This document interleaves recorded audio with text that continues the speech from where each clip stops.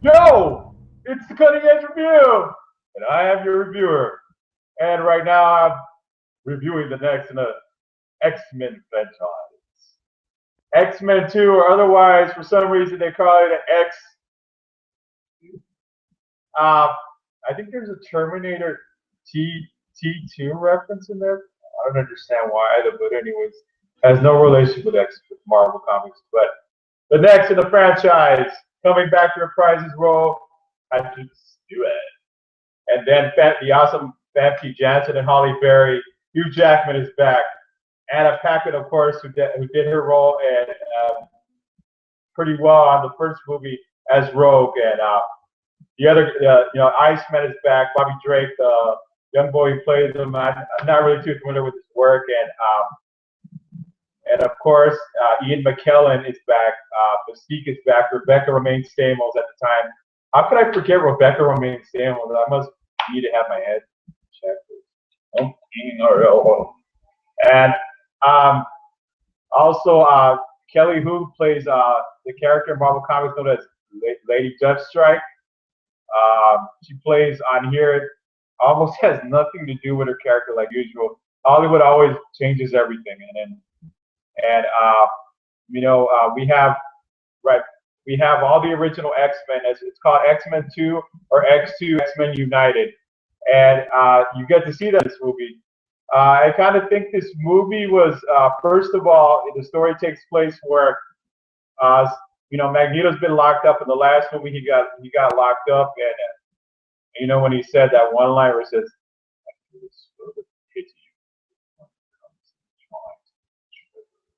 "Oh wait, and then Patrick Stewart says that, and then what you guys.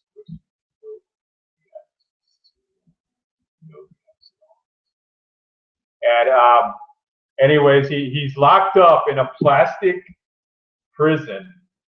It's kind of moved away. It's like if you guys ever see those oil tankers. Anyways, and he breaks out. Mystique infiltrates his guard, and I mean, honestly, on the movie, do you honestly think a chick like that's gonna? That's what Magneto says. Be careful. I mean, a chick's gonna be interested in a guy like that. It looks like that, and basically he gets out, and there's this one scene occurs where he uses the pill or liquid, which is some kind of metal alloy being injected into the guard buttocks. And after that, Magneto kind of does one of these and grabs it, goes through his body, because it's a rated PG-13 movie. You don't see anything gory, and you don't get freaked out too much. But it was done so well. I just love that scene, like where all those little things that Magneto, he's a master of magnetism. Everything's just flying around him, and it looks like a video game. It doesn't look like a video, like bad CGI. Actually, it looks uh, real, and you get, and basically William Stryker in later movies. You guys know this guy. He works with the Department H program in Canada, and the Weapon X program, and that's on here. You kind of see Wolverine's origins a little bit more, Hugh Jackman, and there's a scene where they, like in the first X-Men, it kind of shows like a teaser scene about excuse me, here I go again with that cough. And a teaser scene where he's in the tank. He's like, we get to see that, and you see the metal. You just kind of see him, moving around a little bit, and that kind of like a teaser. Over here, they kind of show a little bit more, and they go to Alkali Lake, and William Stryker, of course, he has one of Charles Xavier's failed students. His son, William Stryker, has a son, and on there he's some kind of mutant with a blue eye with bad contact lenses. He's got a blue eye over here, green eye over there. I have no clue what they were thinking about when they made that. Because usually you're probably not going to see too many people with spandex on this movie. So go figure. And he plays this. Don't know the actor. I mean, if I'm going to talk about actors, I'm going to talk about people that are known. And he has some kind of power to be able to manipulate, kind of like Charles Xavier, to create illusions and make you think you're inside of a real world. And William Stryker wants to use him. He uses him. There's this. I mean, I kind of think the story of William Stryker was a really good story.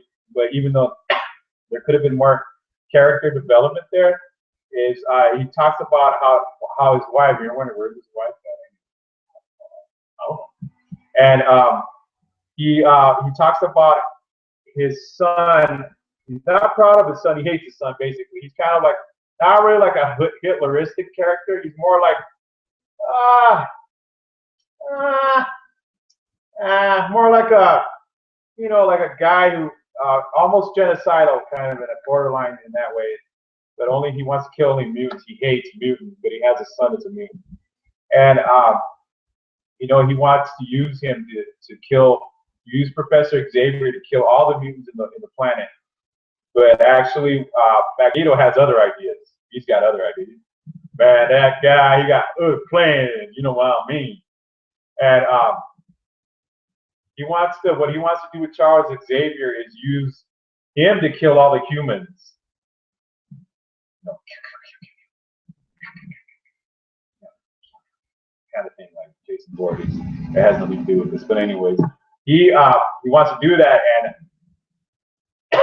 you get to see the character of Pyro develop more on this movie, including Iceman and Rogue. And I mean, I love the way there were some people that could have used more character development, like Mystique and Nightcrawler. That's the one I'm getting to.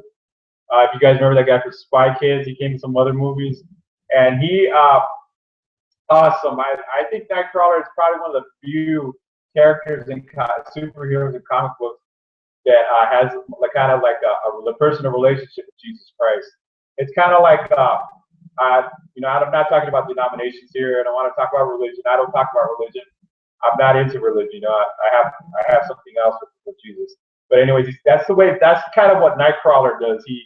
He's a spiritual kind of guy, and he believes he has a religious background, and he has a cross and all that stuff, and he has a faith in Christ. And I think that's what makes him head above the rest of every character you know and love, in comic books. And this guy, he plays it so good. It's just, and what ends up happening, if you guys remember, if you guys watch the background features of X-Men United, he ended up getting kind of like forgotten about. That's why he didn't come on that movie. And if you see X-Men First Class, there's a guy on there that looks like him, except he's red for some reason. But he looks like a wannabe Nightcrawler.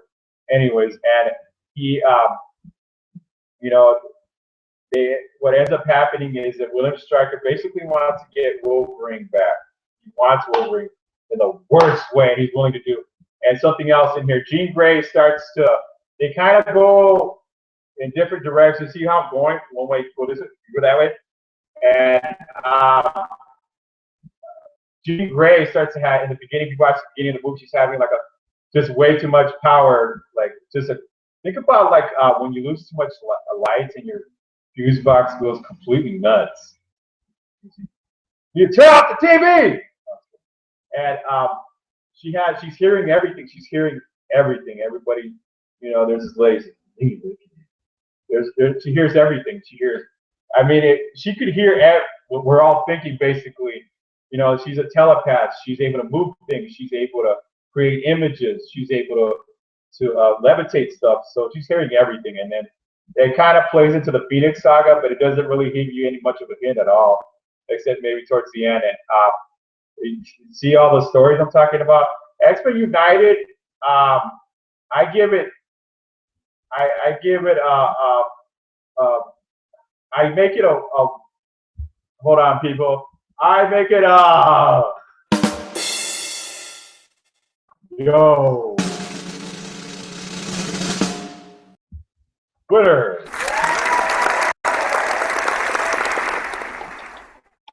I make it a winner because it was a lot better than X-Men, the first one. But I would have given it a 9 out of 10 actually. But because of all these different directions. Character development is great. It's just that if you don't, the movie might as well have been 3 hours. You know, I think it clocked in about 2 hours almost. And the X-Men basically have to team up with Magneto and his. He doesn't have much of a team now. He just got Mystique. But really, that's all he needs in this movie because she can infiltrate anybody, including Wolverine.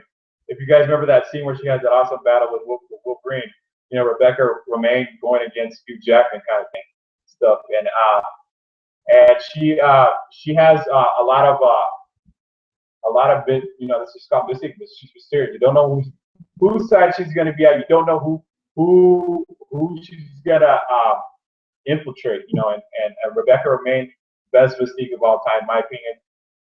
Sorry, Jennifer Lawrence. Sorry, but I can't. I won't do. I can't. I'm not hating on her, but I just think Rebecca Romaine's the best. And you know, they end up having to unite together and to battle their common enemy on this one, which is William Stryker. And